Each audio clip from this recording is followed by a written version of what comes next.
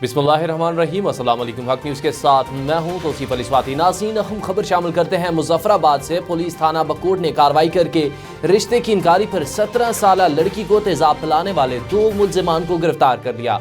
मुल्जिमान को गिरफ्तार करके तफ्तीश का आगाज कर दिया है। मजीद तफसीलात जानते हैं मुजफ्फराबाद से हमारे नुमाइंदा हाजी मोहम्मद लतीफ़ अवान से।